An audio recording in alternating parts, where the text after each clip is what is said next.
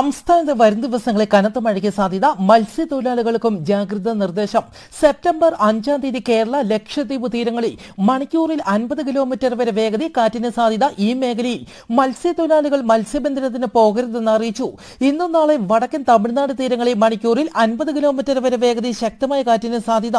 September 4-5 തീയതികളിൽ വടക്കൻ ആന്ധ്ര തീരങ്ങളിൽ 50 കിലോമീറ്റർ വരെ വേഗതയിൽ കാറ്റിന് സാധ്യത. മേൽപ്പറഞ്ഞ സ്ഥലങ്ങളിൽ മത്സ്യത്തൊഴിലാളികൾ മത്സ്യബന്ധനത്തിന് പോകരുതെന്ന് കാലാവസ്ഥാ കേന്ദ്രം അറിയിച്ചു. ശക്തമായ മഴയ്ക്ക് സാധ്യതയുള്ളതിനാൽ സെപ്റ്റംബർ 3-4 തീയതികളിൽ ഇടുക്കി ജില്ലയിൽ യെല്ലോ അലർട്ട് പ്രഖ്യാപിച്ചു. സെപ്റ്റംബർ 5-ാം തീയതി കണ്ണൂർ, മലപ്പുറം, ഇടുക്കി ജില്ലകളിലും യെല്ലോ അലർട്ട് പ്രഖ്യാപിച്ചു.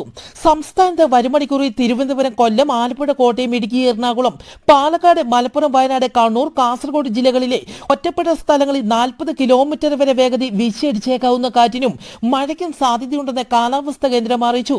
പാലക്കാട് മണ്ണാർക്കാട് ഇരുമ്പക ചോലയിൽ ഇന്ന് ഉരുൾപൊട്ടൽ റിപ്പോർട്ട് ചെയ്തു. ആർക്കും പരിക്കുകളൊന്നും റിപ്പോർട്ട് ചെയ്തിട്ടില്ല. 2018 പ്രളയകാലത്തും ഇവിടെ ഉരുൾപൊട്ടിയിരുന്നു.